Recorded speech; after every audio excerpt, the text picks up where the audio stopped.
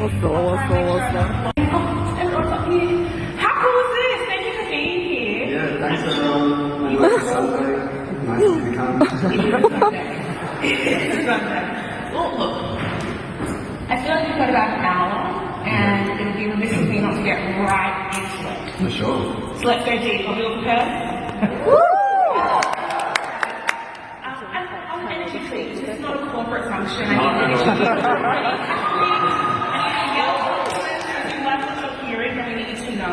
Yeah, I feel like we should all do a shot or something. But, yeah. Love it. The first thing I want to touch on is, similar to you, we've been in this public space for years, decade-ish. Yeah, I think so. Decade and a bit. Yeah. It's a long time to be in one career and one job. But I really want to touch on what your relationship was to fame when you started, and how has it changed in the last couple of years? First of all, I would never say that word in a million years. I know, so this But, look, you have to say it. No. I think all I wanted when I was younger, I used to Google like how to be a singer, how to be a famous singer. I would like Google that, you know, like once a week or whatever. And what did you say? It was the internet was still like really janky back then, and you get all these weird articles about like, you know, just like sending in demo tapes via the post to like a record label and stuff like that. And I was in Perth, and I just had no idea how I was ever going to have anyone hear me sing. And so I started like busking in the city, in Perth or in Fremantle, and I remember that was the first bit of money that I had, and I remember then I bought like a little microphone and stuff so that I could sing for more people and whatever. And eventually, when I found the internet, and I put up a YouTube video and like 1,000 people watched the YouTube video, I was like, there's so many more people than there are in Perth City. I'm going to get so rich from this. And so I just started uploading videos online. And like, now, and then beyond that, I fell in love with the internet. I found such community online. And, you know, I was like closeted, and my school like was completely academic. It was like either really smart or really good at footy. There was nothing else.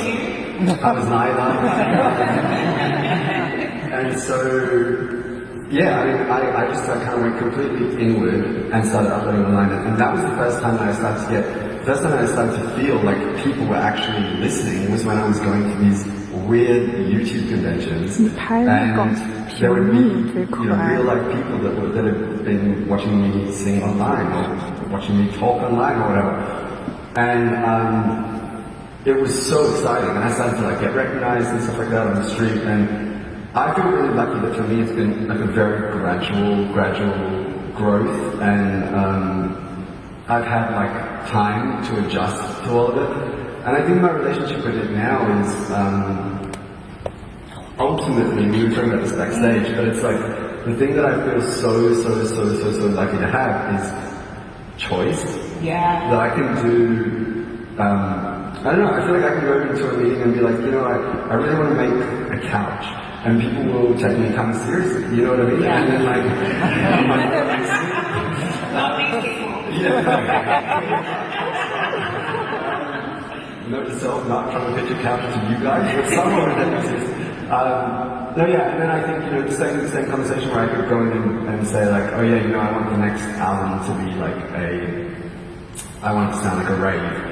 And people might take me kind of seriously with that as well. So, yeah, now I appreciate all that it's given me. And of course there's awkwardness to it and stuff like that, and it's a funny thing to navigate sometimes, but for the most part, I just feel very appreciative. Yeah, I encourage all of you to have a conversation about free will, because it'll humble you very quickly. We both talked about how at different points in our lives, when we were younger, or young now, whatever, we both thought that we had this free will. Like, I chose to be this person, I chose to learn this skill, I chose to traverse this path. And you get to a certain point, you look back and you say, well, there are tons of influences that made this happen, right? Like, yes, I might have shown up, but if someone didn't invite me to sit down, if someone didn't validate my craft. If someone didn't tell me I was good enough, I might not have been here, which is equal parts humbling and also very exciting. Because when you are yourself and a product, sometimes it's weird still like figuring out like which bit is me and what do people weigh in on. But I think, maybe it is important to distinguish fame versus social media, because one might say it was like a kind of a lucky fluke that you took this like avenue to fame and musicianhood through social media, because right now, we've seen on TikTok they have to market themselves as viral sensations first before musicians, which is like antithetical and counterintuitive to everything, but you've been doing that, so it feels like, through observation, kind of the struggles that other artists might not have, or might have, you don't, because you do the internet with so much ease. Well, I used to do the internet with so much ease. I don't really do it with ease anymore, to be honest. I think when I was younger, it felt like I was sort of just screaming into the abyss. Like, it felt like a safe place. Yeah. And I think that there is a lot of safe places on the internet, but there's also a lot of places that feel really scary, and it's not in my natural way anymore to have a good meal and want to post about it. And there was a time where it 100% was, and I'm not kidding. I really do believe that it changed, saved my life. I think that completely separate of the music thing, like I said, being closeted in a really tight-knit community, not knowing a single other gay person or queer person, finding that finding that community through the internet and realizing that's like where I built all of my self-worth and all of my confidence in the fact that I knew that it was like, it sounds so basic now, but like the fact that it's okay to be gay, like that all came from the internet for me. And so it's a shame in a way that I don't feel like I know how to. It feels scarier now for some reason. I think it is scarier now. I think that like the same way that it's so much more media, people can really like blow up overnight. That sounds terrifying to me. Like to have all eyes on you all of a sudden overnight. And how are you going to make that last a long time? And how are you going to turn that into something that you can like really be proud of? And I naturally don't want to piss anyone off, and I'm like, how do you not do that? You're guaranteed to piss people off. And so, to me at least, it felt a little bit more approachable back in the day. Or maybe I've just gotten older and it's not what I necessarily like where I feel most comfortable anymore. But yeah, it's to me it's kind of like a scary infused process, because for me, similar to you, I used to find posting on the internet to be quite second nature. Not from childhood. It's like I was that person who's like, I don't need to post anything on the internet, and I worked with social media, and I was like, wait a second. There are extra zeros on these invoices, and that became maybe quite a retrospective commodity. Like now my existence online is to provide entertainment for other people in the way that they want it, in the way that they expect it, in the way that resonates with them. And I did that for so long that I was like, wait, when do I come back to self? And I noticed that every time I try and come back to me, it felt like it's in spite of the consumer. Right. And it never was meant to be that deep. It was meant to be, like jovial and silly. I think the moments where it's jovial and silly, those still feel like yesterday, for example. I'm working on this song at the moment, and I had an idea that I wanted to get.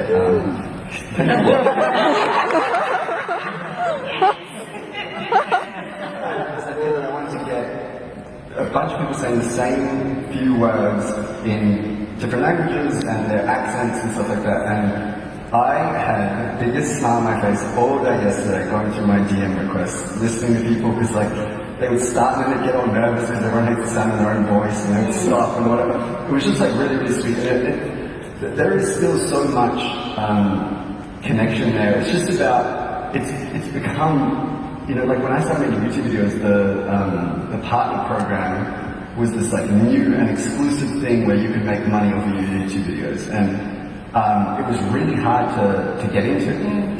And so it's a completely different world now. Like the financial side of it and everything has changed it's just changed the entire landscape. And so, I still like to think that I can 100% see the beauty in it, and I don't know what I would do without it, and I still feel very, very, very connected to people on the internet.